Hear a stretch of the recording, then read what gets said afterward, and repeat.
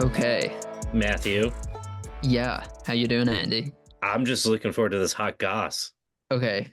Well, I did a little prep for this episode and I came prepared with props. Props. And this is in fact genuine wild blueberry jam. Mad props. Thank you. Thank you. So this is the most prepared that I've ever been for a episode recording. Fun fact. It is. Usually it's like a Hmm. bonfire. Both bad. Both, Both well, bad. no. Barn fires are worse than bonfires. We'll Yeah, say that's that. true. Yeah. I guess bonfires aren't bad at all. There are certain barn fires that are good, but that's usually And related it's to the people who own said barn fires or yeah, barns before fires. I guess it's kind of a two-axis thing because there can also be bad bonfires. Yeah. Or maybe bonfires done by bad people. I guess the bonfire has no morality. What are we talking about today, Andy? Bonfires, actually, that's it. No, today we are talking about blueberries. Not canning blueberries, but blueberries. Hell yeah. Hell yeah. Hello everyone. Today we're talking about blueberries. Everyone knows what a blueberry is, right? Yes, no, maybe. I'm gonna assume yes. So there is Matt about to say no? Please tell me no. I was gonna say, I don't know. I feel like the description of it just in name is pretty good. It's a berry, it's blue. You get most of what's going on there. Yeah. Yeah, there's not a whole lot you need to add to that. Like it's a berry, it's blue. Congratulations. You did it. Except I guess this guy wrote a whole episode about what to add to that. Yeah, this fucking guy. So yeah, everyone knows blueberries. If you live, I think mostly in the northern half of North America and on the East Coast, you've probably been blueberry picking before. If not, it's a great time. If not, what are you doing? The thing is about blueberries, they've only been on shelves in recent memory, and that seems really weird, right? Yeah, that is strange. Right?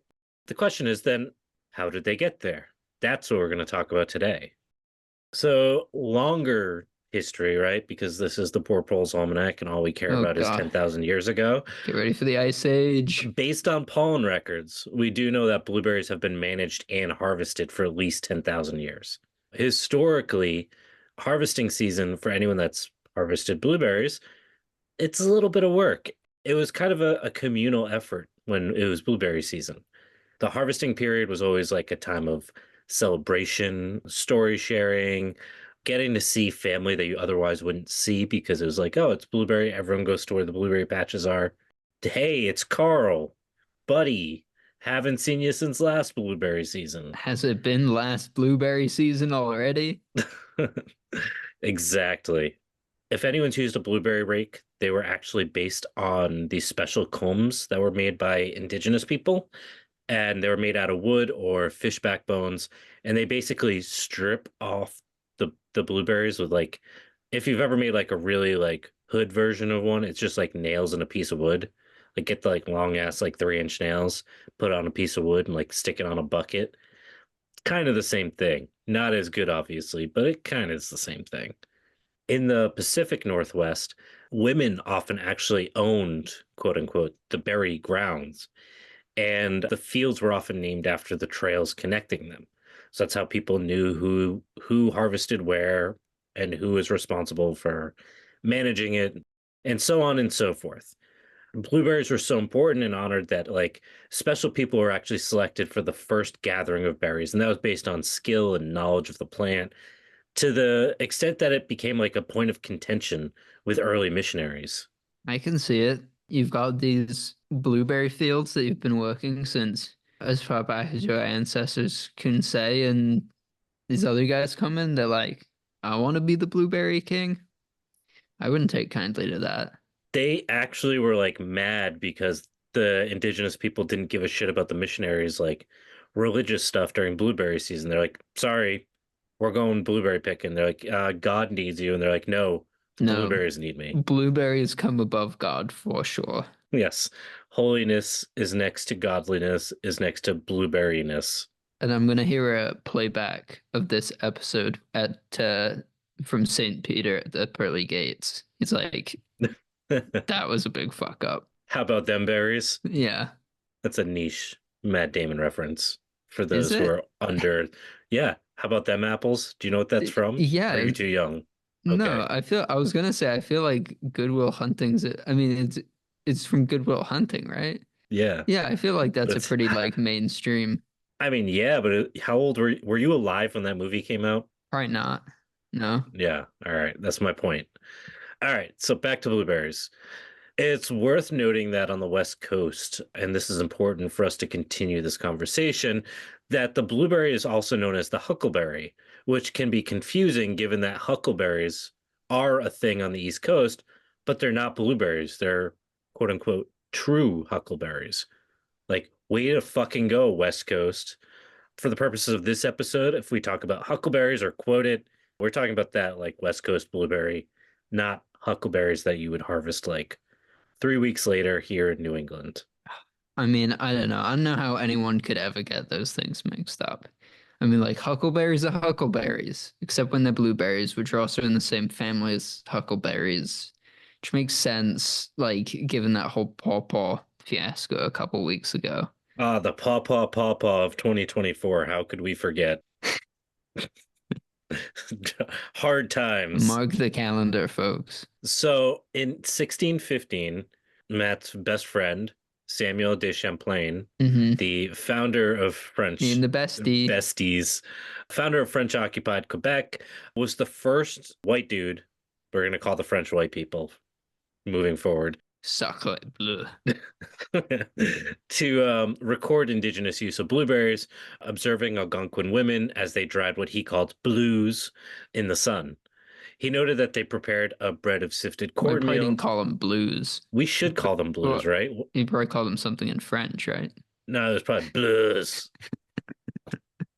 I'm going with that. I don't know if it's right. I don't speak French. So I saw them making like this bread, and what they did is they actually included dried blueberries, which is, something we should probably do more of. Yeah. The blueberries were used for like a bunch of stuff like pemmican, which many people are familiar with, which is basically like a protein bar kind of thing. Roger Williams, well known dude for the worst state in Massachusetts, Rhode Island. Yeah, fight me on it, all right?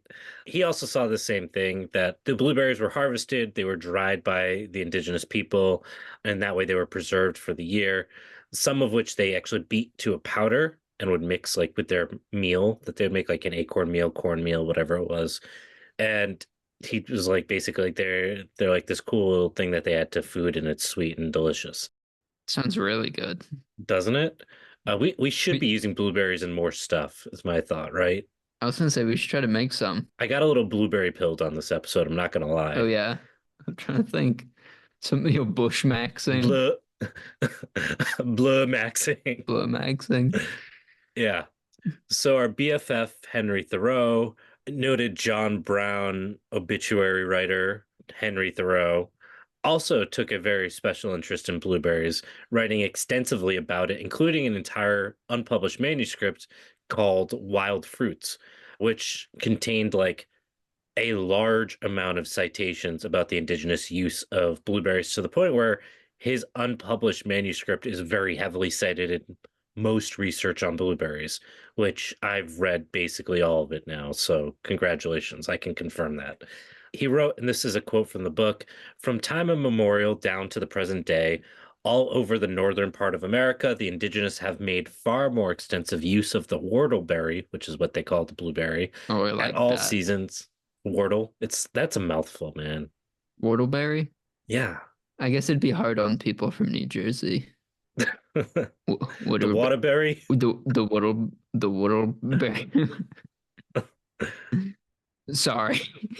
The extensive use of the blueberry at all seasons and in various ways than we, and that they were far more important to them than us. So that's his little thought on like, we don't appreciate the blueberry. These people get it. He was also blue pilled.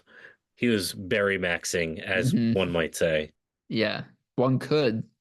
One might say that.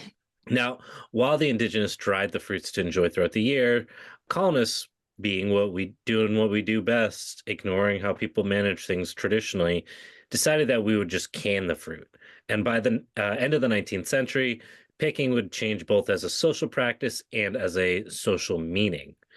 So basically, what happened, sidetrack here a little bit, canning became much more popular during the Civil War because, supply chains were falling apart. People needed new ways to be able to like access foods, yada, yada, yada. Weren't they also like kind of like canning their dead bodies too? Isn't this They were when picked. the whole like embalming took off? Yes, embalming took off during World War, the Civil War. Little drop. Death and Friends has an episode on that exact subject about whether or not they were pickling their bodies. And the dude who invented embalming, his last wishes were that he was never embalmed, which is just like a what else is there to say after the guy who created it's like, please don't do it to me. Yeah, honestly, I wouldn't I don't want to either. That it feels nasty and Fair, bad. fair, right? So while our embalming buddy was doing his thing, he was pickling people. These people were pickling foods, not actually pickling, but metaphorically pickling. Canning goods, canning improvements, like basically started taking off in the late 19th century. And this was partly because of the meatpacking industry trying to scale and expand its products west. So while canned goods were still difficult to buy, the canning industry itself allowed a lot of rural households to start preserving what they could on site. In 1888, the Ball Brothers Corporation upended the market by producing a fully automatic machine for making canning jars, which cut the price, making canning far more accessible for homesteaders, revolutionizing America. And fun fact, the guy who invented the ball jar died penniless. Not sure what's fun about that.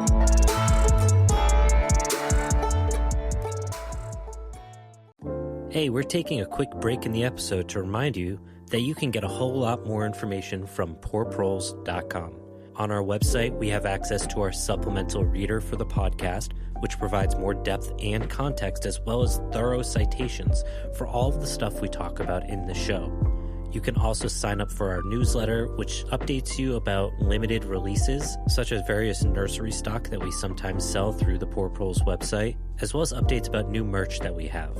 You can also support the show through that website, poorproles.com, where you have access to our Patreon and our Substack to get early releases for articles and episodes. Now, if you enjoy the show and are just looking for even more audio content, go check out Tomorrow Today, which just wrapped up season 1, or tune into The Gastropocene, which is a project of myself and Dr. Aisha Khan to discuss the way our diets have driven the Anthropocene and what it looks like to use our diets for good. Now, back to the show.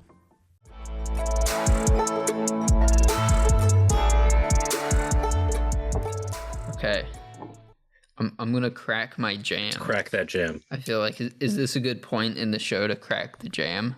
It's always commercial jam cracking. And I've always said that. I'll do a little ASMR for the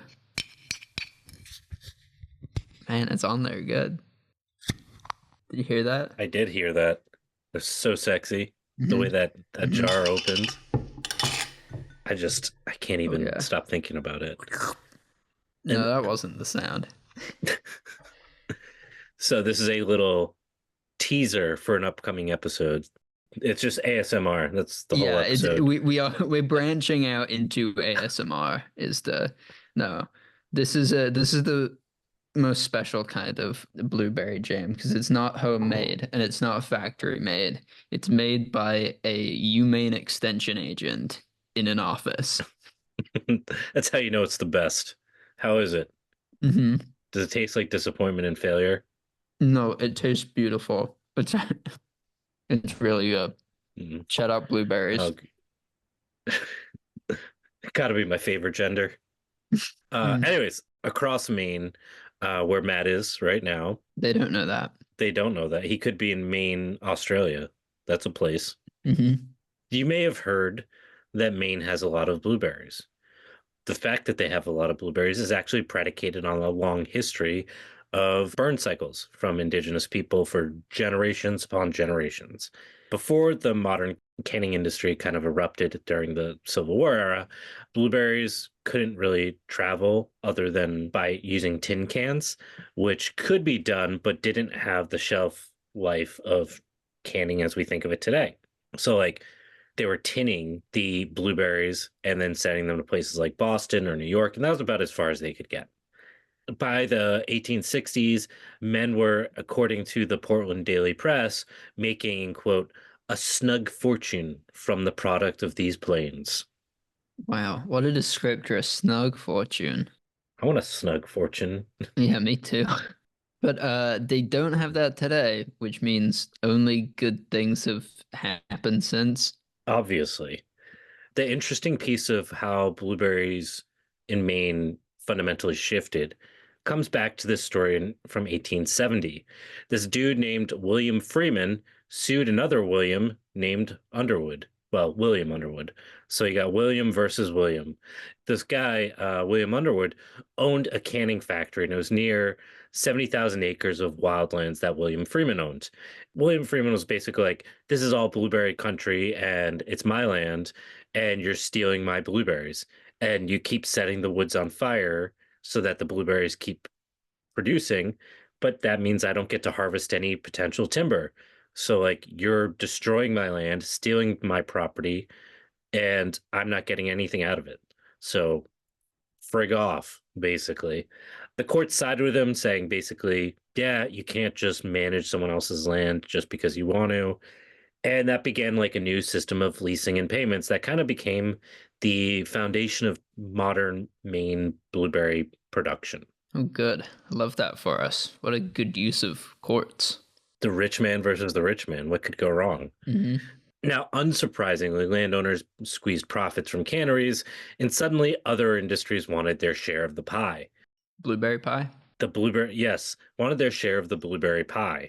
That's Now, better. that's isn't it so much better when I said that? It's like, let's just pretend you never said any of that.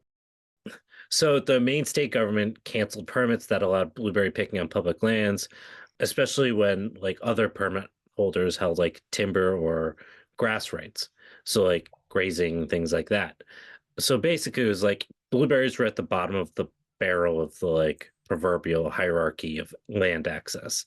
Penalties were placed on trespassers of anything that was considered like quote unquote improved blueberry ground. And it basically was like a part of that shift of foraging rights across the East Coast that we talked about like 100 episodes ago. And I mean, as I recall, only good things happened after that. Exactly. I feel like enclosure is always positive and fine. Good. Yeah. Enclosure is good, actually. Fun fact. Fun facts, all the good fun facts today. So in 1880s, the blueberry rake was adopted. So for you guys, like we said, we're talking about the blueberry rake that people use today, where it came from. This is around when it started became like popular.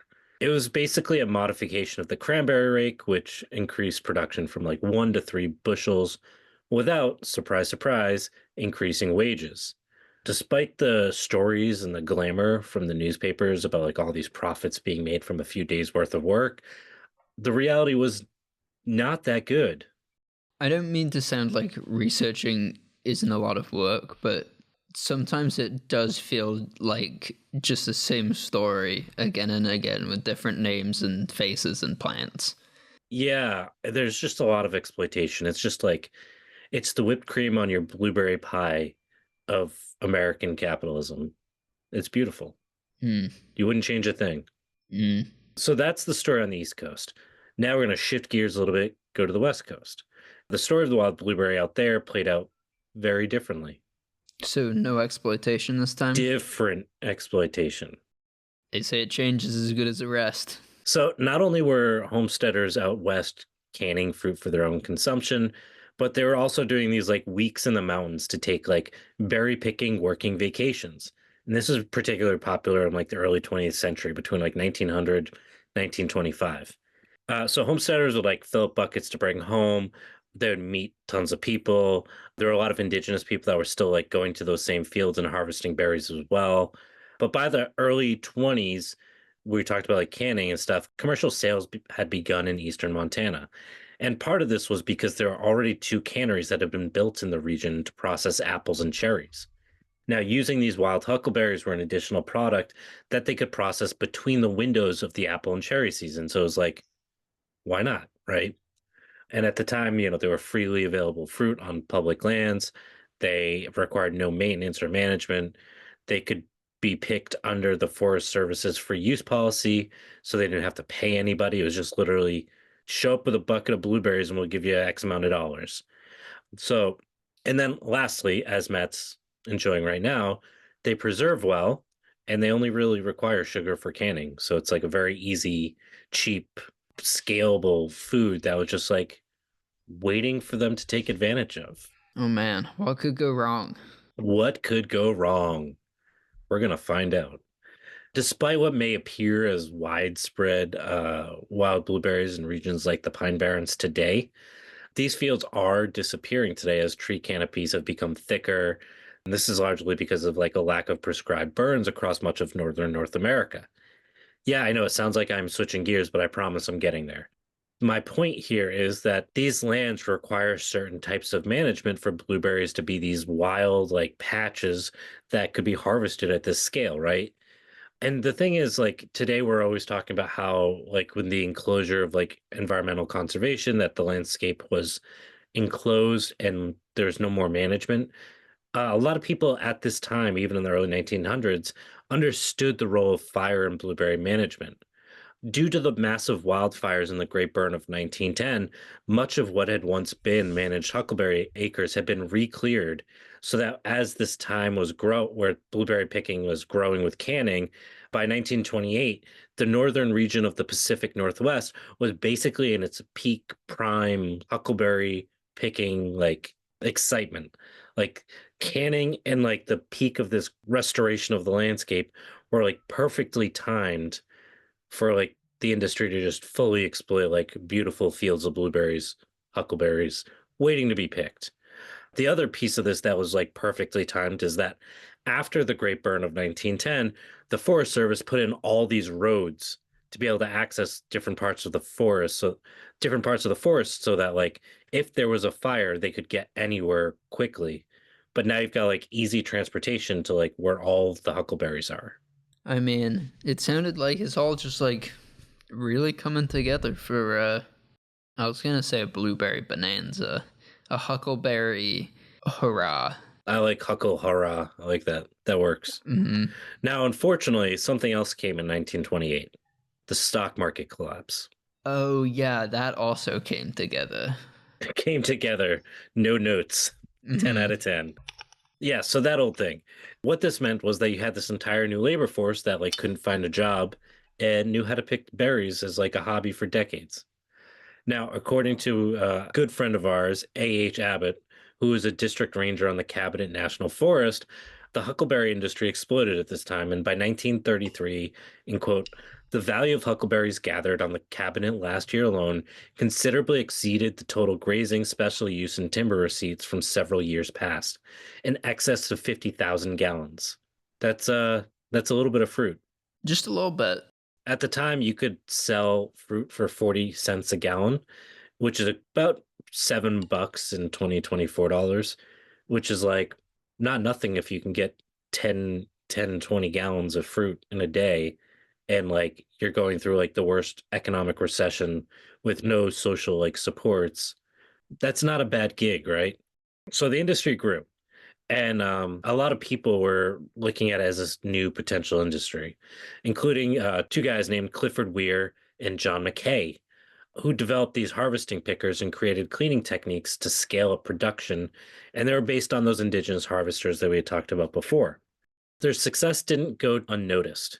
In 1926, a guy named A. Holstein sent our buddy Clifford Weir a business proposition. And this is a really interesting quote to, in quote, give the laborers the best paying job they ever had and the merchants the best fruit they ever handled and still have something left for our trouble. I mean, it's wild how much like rural capitalism has evolved in the United States. I mean, it's really interesting to think that, like, if I were to talk to somebody about, like, hey, I want to invest in your thing, it's like, I'm going to make you rich. That's like the whole thing, right? Like, let's make you rich, not let's help people get the best paying job they could have. Like, can you imagine, like, going to Elon Musk and being like, hey, listen, I've got a business proposition. It's going to pay people great. They're going to love it. They're going to make so much money. That'd be a non-starter, right? Yeah. So like that's just totally like tells you how far off the fucking spectrum we have gone on like economics. This commercial picking that was going on became such a strong force at this time that like these full encampments arrived during harvesting season. So like it was just like, oh, it's harvesting season. There was like a fucking town that showed up in the woods temporarily that nobody owned. The picker technology that continued to be improved, so like improved production and so on, kind of became like the cultural icon for like regional identity. Like we talked during the summer season, we had an interview about timber towns, like towns that like were built on like lumber, right? And this was like towns built on huckleberries. By the 1930s, the commercial huckleberry industry was the major national forest free use of the time, meaning like what people are going in and taking out that you could take for free. Now, this massive influx in harvesters caused the forest personnel to worry about things like potential fire hazards, sanitation issues, all the other like sketchy stuff that can happen when you have massive transient communities coming in and out, right? The first solution was to create enclosed regions for harvesting with like latrines and garbage pits and all the stuff that could like help make people be safer, hopefully, both like health wise and so on. But part of this also separated indigenous pickers from white pickers. I was just thinking about that. Like, this is like one thing to do this in like open farmland. This is like a whole different thing up like forest roads and on mountain sides. Yeah, what could go wrong? So as the 1930s neared its end, the commercial industry had become like an actual industry. Technologies were like getting to the point where it could scale and it didn't need to rely on free blueberries, free huckleberries. Work was being put into research for like the domestication of the blueberry, which we're going to cover in a few minutes. The economy had begun to improve, especially as we started to gear up towards World War II, right? As wartime scarcities began to kick in, gas rationing and so on, gas rationing and then government like reallocation of funding meant like parks were closed, people had limited access to those wild patches, and just basically the government was like, this is not a priority anymore. You people need to go make bombs or whatever the fuck it is that they told people to do.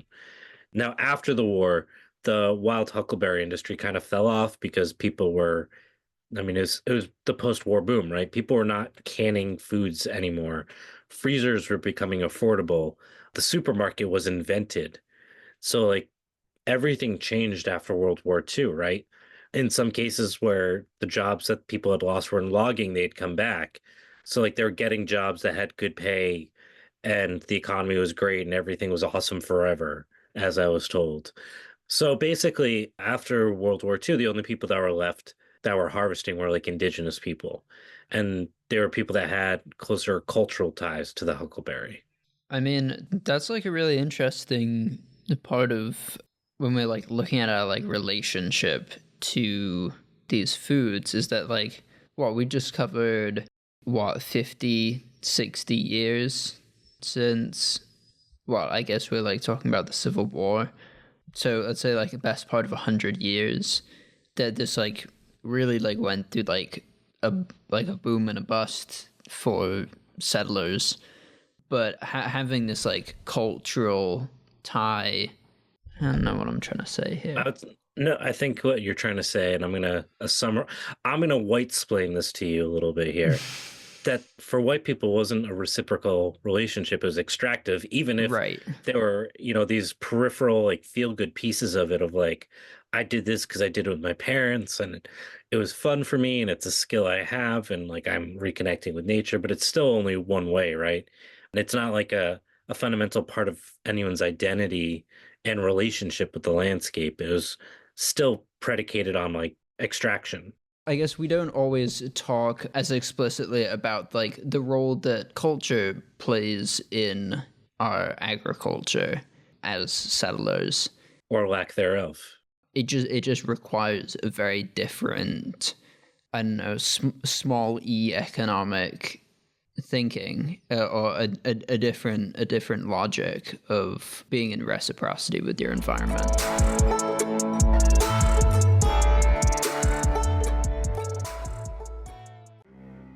Are you finding that there's too much fash in fast fashion?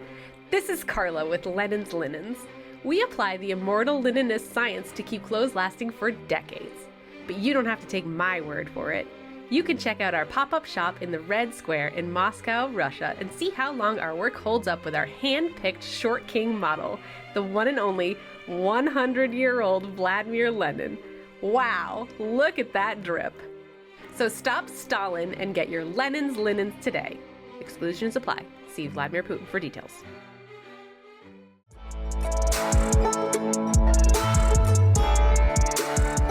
Well, let's talk domestication. Okay. I love a good domestication story. I can't wait to like fully domesticate my dairy raccoons. I mean, yeah, that'd be amazing. We have to breed them to be bigger though, so we can ride them places. Right. Like, I don't want to get a Well, fucking horse. Give me a raccoon that I can feed garbage and then ride to the store. That okay. is my post-apocalypse dream. See, okay, I wanna I like where the vision's at, but I think you need to think less like saddle and more like sled dog. No. You know what I mean? I think you need a pack of six. Still big. Yeah, like they gotta like triple in size, like get to about 150, buck 50, and then yeah, I could see like four of them in a little sleigh. That could be fun. Yeah, that could be Hmm. fun. Okay, this is totally unrelated. Sorry. What So what are we talking about now? raccoons eating blueberries, which is just adorable. We talked about like the history of like the West Coast and the East Coast blueberry. Like there's a whole East Coast West Coast vibe thing going on. You know, Mhm. Blued Wars, as I like to say. At the same time as this is all going on, this dude named Moses, because of course, his name was Moses Sapp. He was a logging contractor in Florida. In 1893, he decided to like start breeding rabbit-eye blueberries on his farm in Florida. While his work started to boom in the southeast, the industry kind of faded in the region and he was kind of forgotten in blueberry history. That's all we really know. He used to like dig up his plants in like swamps and like plant them back in his backyard. Very, very low tech shit. Hmm. And so that's it. Yeah, that's basically it. Yeah, that's all we really know about the man. You know what? He's the first guy in history that I could find to do this. So I was like, you know what? Right He on. deserves his moment, Yeah. right? Shout out Moses A. Sap. Definitely not a sap. King of the saps. Yeah. Would have loved Warren Sapp. And there's like only three people that'll get that joke. Sorry, everyone. So we mentioned the Great Burn of 1910, which was like this metaphorical and literal fire under the blueberry industry on the Pacific coast. Also, the same year, 1910, the USDA quietly published Bulletin Number 193. Matt, I know you know what Bulletin Number 193 is. Dude, you know I love bulletin number 193. It holds a special place on my shelves and in my heart. Don't even get me started. Bulletin number 193 is titled Experiments in Blueberry Culture, written by a dude named Dr. Frederick Vernon Coville. Mr. Coville, Mr. Blue, whatever you want to call him, Dr. Coville, some might say. Dr. Blue. I mean, I would go by Dr. Blue if I was the blueberry guy. Mm-hmm. So he bought a second home in New Hampshire as a summer getaway. Ugh, this guy. This fucking guy. He wanted his kids to experience rural farm life like a bougie bitch. Oh, brother. Right. And he found some really delicious blueberries and decided he wanted to try to cross them. So he made two selections from these wild blueberries in 1908 and 1909. He crossed them in 1911. The reason why blueberries had never caught on as a crop is because every time somebody stuck them in a garden, they died. And he was like, oh, they just hate domestication. And he realized that it wasn't that they hate domestication, they hate basic soil. He realized they needed acidic soil as well as chill hours and cross pollination. And with those, he could actually create the first selections, which is where actually most of our northern high bush varieties come from today. So if you've eaten a domesticated blueberry, you can probably thank this guy. I mean, people knew about acid and basic soils. Then was it just something that was kind of overlooked? Yeah, I don't know. It's like one of those things you're like, how did people not understand this? But like at the time, It was just like, well, obviously every plant would like better soil, quote unquote, better soil, right? Yeah, richer, full of heart. Yeah, richer, full of heart and health. Health, TM. But well, and I guess also if they're just So, like in the wild is where you get them, and they're there. I guess there's not such a demand. But to add to our list of blueberry heads, didn't we also mention blueberries with Liberty Hyde Bailey? yeah, he did. He wanted us to landscape with them, which I still think is a great idea. And he even actually wrote about the conditions that they grew in, but he didn't ever actually explicitly say that was the only place they could grow. Ah, that man was a truly unstoppable force. Still chalking it up to him, Liberty Hyde Blueberry, as we call them around here. as some of us do. Some of us do. Now, the thing about blueberries, as we're kind of hinting that's important, is that they produce food on what would be considered otherwise worthless land. And that meant like an unimaginably untapped market. So, in our buddy Dr. Coville's words, he said, in quote, these lands are generally valued at a low price, and the chief expense involved in their utilization for ordinary agricultural crops is the cost of correcting their acidity. May we not more effectively utilize such lands by growing on them crops which, like the blueberry, thrive in acid soils? I mean, that's a very agroecological position to take. Quite. He was a visionary when he said this in 1915, and his status as the father of the modern blueberry should be becoming clear that it's not overstated. Over the 25 years that he researched and worked in bred blueberries, he had created about 68,000 seedlings from which his selections had fruited, and about 2,000 acres of named varieties resulting from the work he had planted. The methods of blueberry propagation that we use today are still the same that he had perfected 100 years later. Now, while may have created the first blueberry industry and orchard, like I said, his blueberries were from dug up selections in the swamps versus Coville, which basically provided a framework for an entire industry. Okay, and are these plants still around? So most of the cultivars today still stem from these original experiments. So, like I said before, chances are if you've eaten a blueberry, it's a direct descendant of his work, basically. That's wild. You mean domesticated. Yeah. No. No. No, not Fine. today, Andy. Today of all days. Not today. Not on the day of my bloobs episode. Our buddy Dr. Coville did his research, released his findings, and a reader, a woman named Elizabeth White, invited him to her family's farm in New Jersey, where she and her father operated one of the largest cranberry farms in the country. Now, she'd always had an interest in blueberries and thought they had like tons of potential. And she just hadn't figured out a way to like do that. And she was basically like, listen, if you figured this shit out, you can use my land, you can have access to my plants. Also, like, we're kind of rich. We own one of the largest cranberry farms in the country. Like, if you need money, I got you. So what she did was she basically bribed her neighbors with immortality. She was like, hey, if you find the best blueberries in New Jersey, I will name the selection after you and you will be forever famous. Look, I would watch The Real Housewives of New Jersey if this was the average housewife of New Jersey. I mean, cranberries and blueberries, you're just like, what, the queen of bog and acid soil? And she was actually pretty badass because like the people that she knew, despite being like filthy rich, she was like friends with all of the Italian immigrants who were basically like day laborers, like that worked on like the cranberry bogs and things like that. And she was like BFFs with them, and like they were the ones that are out in the swamps like finding these plants for her. Now, by 1916, together with Dr. Coville, they had both transplanted 100 wild selections, only a few of which they ended up keeping. Now, of these, the modern variety Rubo is a selection from her efforts. And that same year, 1916, they released the first commercial crop of blueberries. But unsurprisingly, she was hyper focused, didn't stop there. She continued to like try to find improved varieties, including an advertisement which offered $50 a piece for wild blueberry bushes bearing berries as large as a cent. And this was advertised in the July issue of Science. Jeez, $50 in 1919. Honestly, like everyone was doing plant competitions back then. We got to bring them back.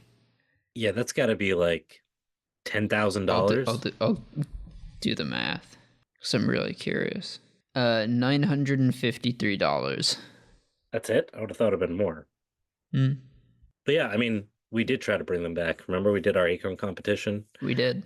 Speaking of which, we should probably be putting those results out soon. I'll probably post it in the next. Hopefully, by the time this episode comes out, it'll be out. If not, check out agroecologies.org. Shout out to Farrellwood Nursery in North Carolina for producing the largest burr acorn at 1.56 ounces. And the Ooh. largest low tannin acorn came from Arlington, Texas at zero point 0.8 ounces, and it was called Maverick. Hmm. We're hoping to grow some of these out, so stay tuned. Cute. I mean, just for context, how big is the typical acorn? It's like zero point 0.1 to 0.25 ounces. So like, Jesus. yeah, that's 10 plus times for that big boy from Farrellwood. Like that one was like almost like the size of like a small clementine. And even like I said, the Maverick was probably almost 8 times the size of a typical acorn. So shout out to everyone that contributed to the competition. It was awesome to see what people had sent to us. People were sending like little stories about the acorns that they were sending. It was really cool. But we're probably going to be doing another competition soon. Hopefully, in this episode, there's a commercial for said competition. We just haven't figured it out yet. If you're doing whatever the thing is on the competition, you got those things, send them to us. We're doing it. If you have a blueberry as big as a cent, we'll give you $953.15. I mean, maybe like a You half, heard it here first. maybe like a quarter. We will do that, listeners. You'll get a Okay. check. All right. Well, the lesson here is be weird with your neighbors, like Elizabeth. Make best friends with all of the recent immigrants, and find the best swamp berries. That's all you can ask for. She was really a woman of the people, The swamp people. the swamp people, a swamp woman of the swamp people. It's what they say about us Italians. We're just swamp people. I've been saying that for years. So while we don't know how many plants she received from that competition, we do know that like over this period of time, Dr. Coville did develop an extremely expansive program. With all of the breeding by the 1920s, Elizabeth White's varieties that she was growing and selling fruit and cuttings from was down to 6. At the same time, there were tons of news articles coming out about the in quote unquote taming of the wild blueberry.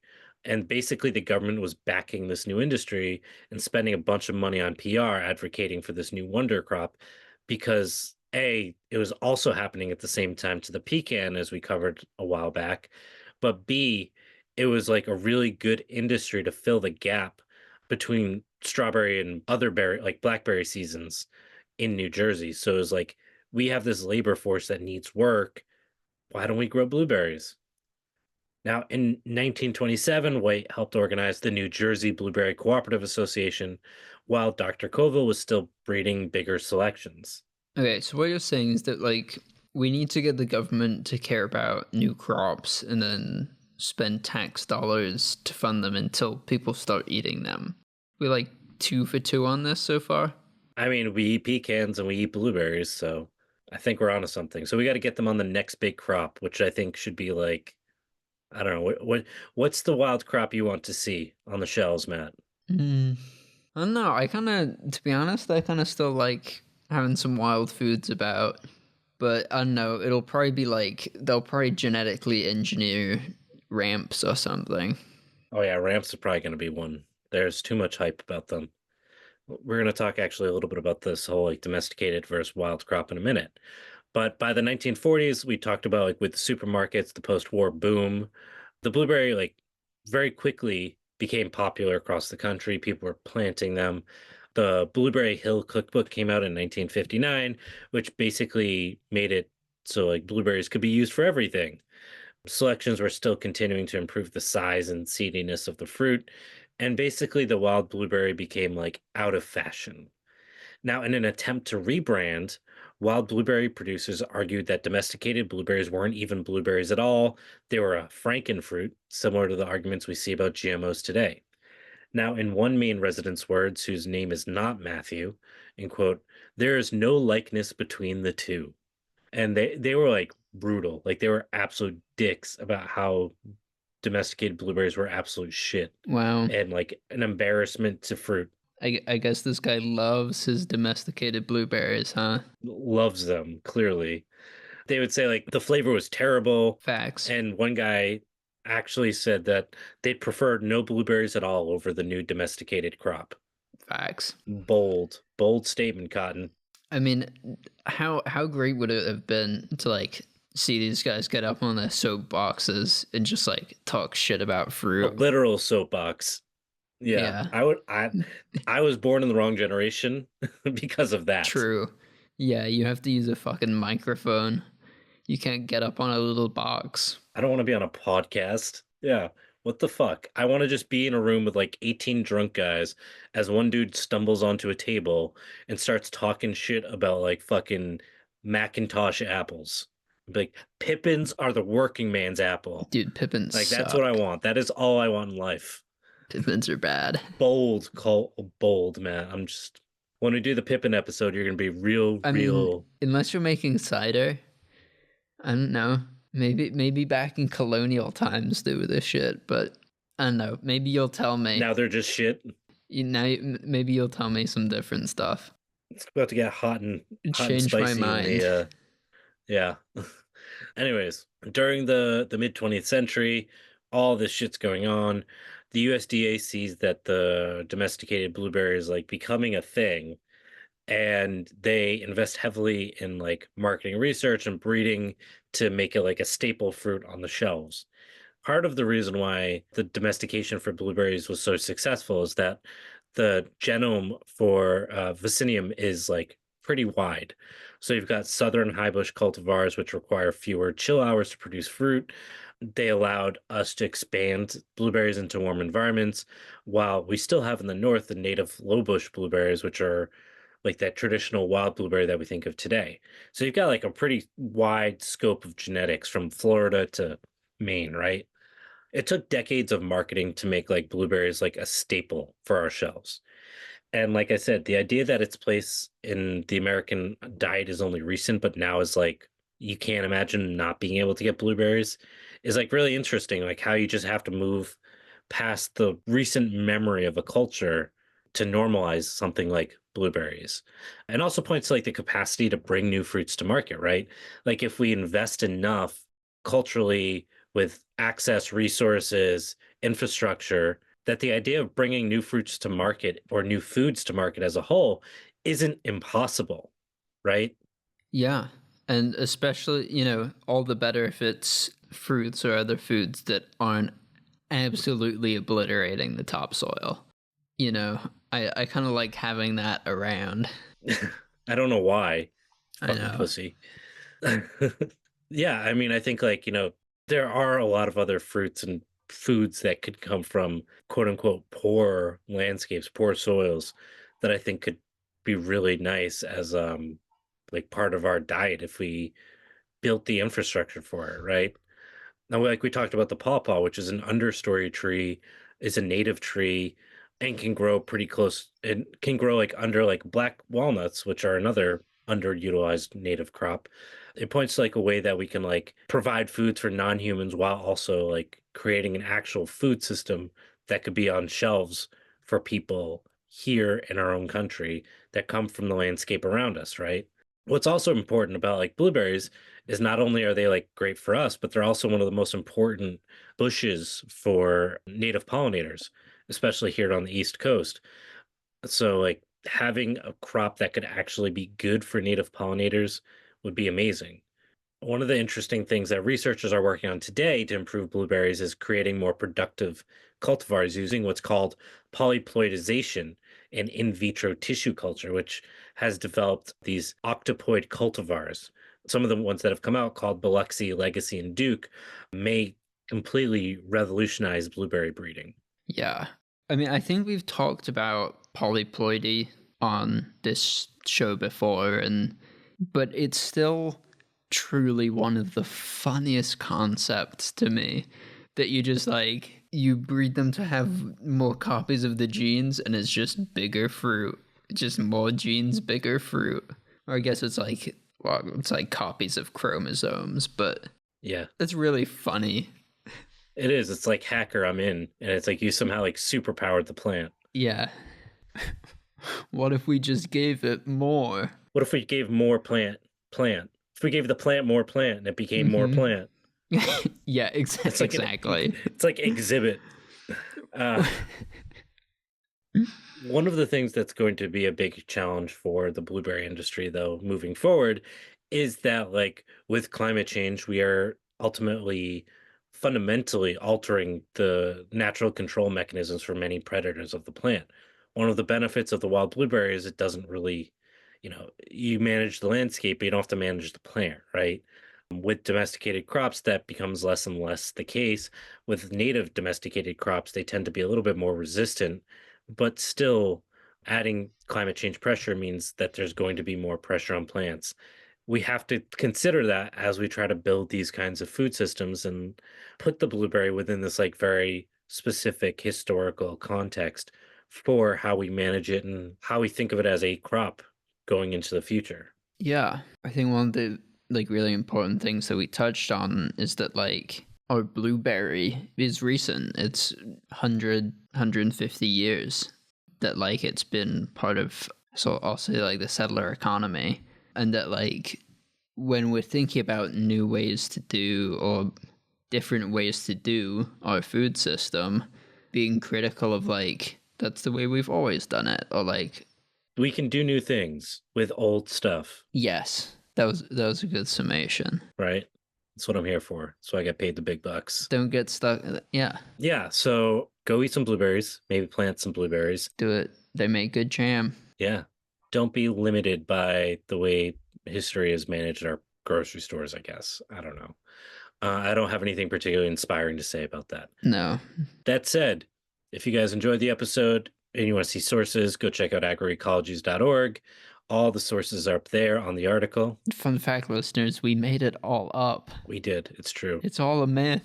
It is. I actually just take massive amounts of mushrooms and then let the voices tell me the true history. It's worked out great so far. Yeah, dude, what the hell is a blueberry? Blue. I don't know what you've been talking about for the past hour. I just love our French guy who's just like the bleu. That's Yeah, all it is. blueberry. The bleu. They eat the bleus. I've offended every French listener today. It's great. Love it. Love that for me. No way. They call it a matil. Now they do. Not then. No. They called it the bleu. Bilberry. Whortleberry.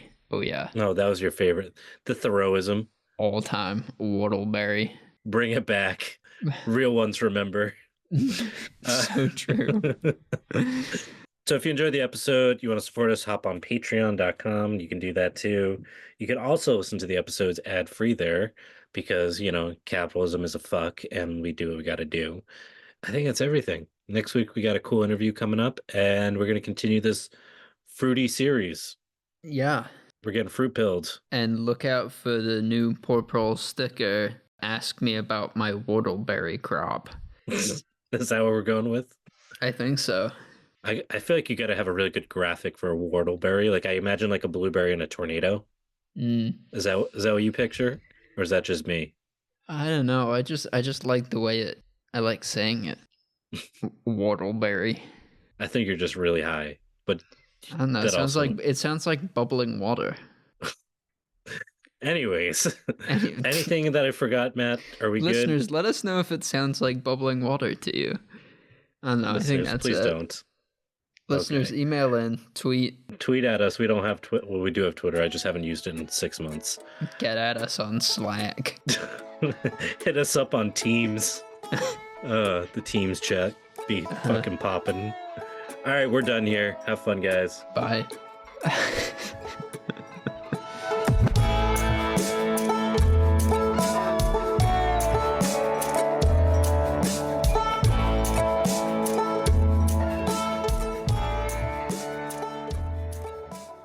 They eat the blurs.